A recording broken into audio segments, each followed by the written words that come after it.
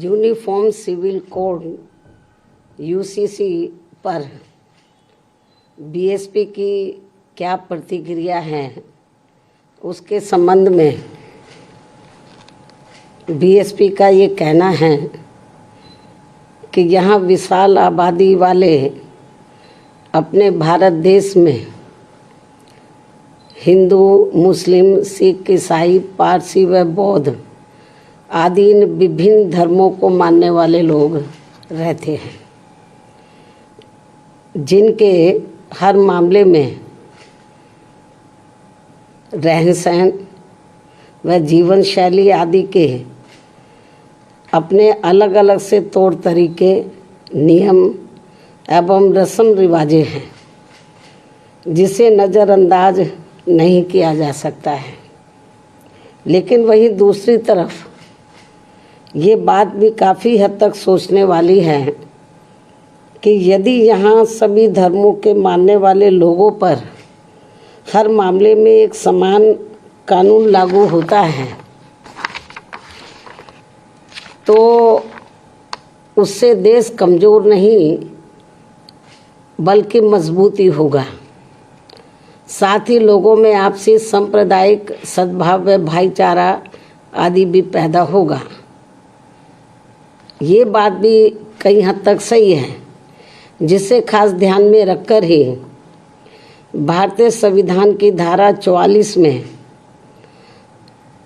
समान सिविल संहिता यानी कि यूनिफॉर्म सिविल कोड यूसीसी को बनाने पर प्रयास वर्णित है,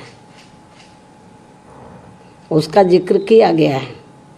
लेकिन इसे जबरन थोपने का प्रावधान बाबा साहब डॉक्टर भीमराव अंबेडकर के संविधान में निहित नहीं है और इसके लिए जागरूकता व आम सहमति को श्रेष्ठ माना गया है, जिस पर अमल न करके अब इसकी आड़ में संकीर्ण स्वार्थ की राजनीति करना देश हित में सही नहीं है, जो इस समय की जा रही है। क्योंकि संविधान की धारा 44 में तो समान सिविल संहिता बनाने का प्रयास तो वर्णित है, लेकिन इसे थोपने का नहीं। इसलिए इन सब बातों को खास ध्यान में रखकर ही तब फिर बीजेपी को देश में यूसीसी को लागू करने के लिए कोई कदम उठाना चाहिए था।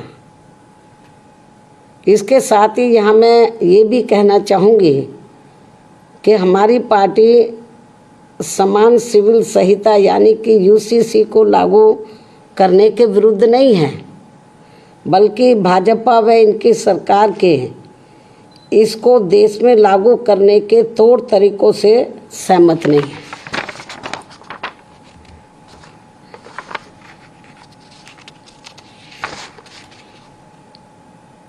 जिसमें सर्वधर्म हिताय व सर्वधर्म सुखाय की नहीं, बल्कि इसकी आड़ में इनकी संकीर्ण स्वार्थ की राजनीति ज़्यादा देखने को मिल रही है, जो उचित नहीं है।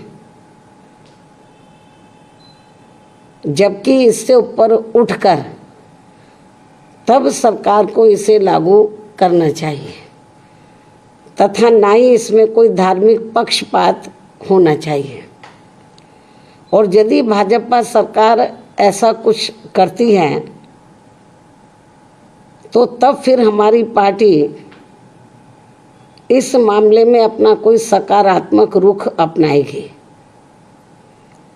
वरना हमारी पार्टी इसका विरोध करेगी। जबकि देश व जनहित में सही तो ये होगा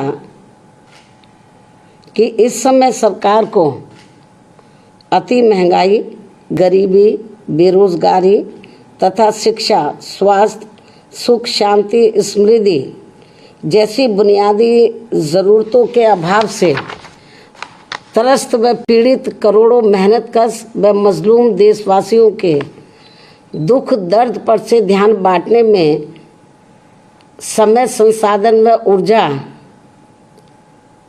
बर्बाद करने की बजाय उनसे मुक्ति पाने पर ध्यान देना चाहिए। जिन समस्याओं से ये लोग, देश की आम जनता त्रस्त है, पीड़ित है, दुखी है, लेकिन इस ओर ध्यान नहीं जा रहा है। इससे ऐसा लगता है कि बीजेपी व इनकी सरकार तो अपनी इन सब कमियों पर से देश की जनता का ध्यान बांटने के लिए, तो ये आम चर्चा है कि अब ये लोग समान कानून बनाने की बात कर रहे हैं कि वो सब पर लागू हो। ये लोग जो है ये बात कर रहे हैं कि यूनिफॉर्म सिविल कोड लाया जाए और सभी धर्मों पर एक जैसा वो लागू हो। तो इससे कुछ ये भी आम चर्चा है लोगों में कि जो इस समय जो प्रमुख समस्याएं हैं जिनका मैंने जिक्र किया है, तो उसकी तरफ सरकार का ध्यान नहीं जा रहा है। इससे लोगों में ये आम चर्चा है कि अपनी इन कमियों पर जनता का ध्यान डाइवर्ट करने के लिए, बांटने के लिए ये लोग यूनिफॉर्म सिविल कोड की बात कर रहे हैं कि इसको लाया जाएगा। तो लेकिन मैंने बताया कि हमको इसके खिलाफ नहीं है, लेकिन इस बात को भी ध्यान में रखकर चलना चाहिए कि अपने देश में विभिन्न धर्मों को मानने वाले लोग रहते हैं, उनके अपने रस्म रिवाज है, उनकी अपनी कार्यशैली है, जन्म से लेकर मृत्यु तक उनके अपने अलग से तौर तरीके हैं। तो जब ये कानून बनाए, इन सब चीज़ों को भी इनको ध्यान में रखकर चलना चाहिए। तो ये भी मेरा इनको ये कहना है, बीजेपी को, इनकी केंद्र की सरकार को।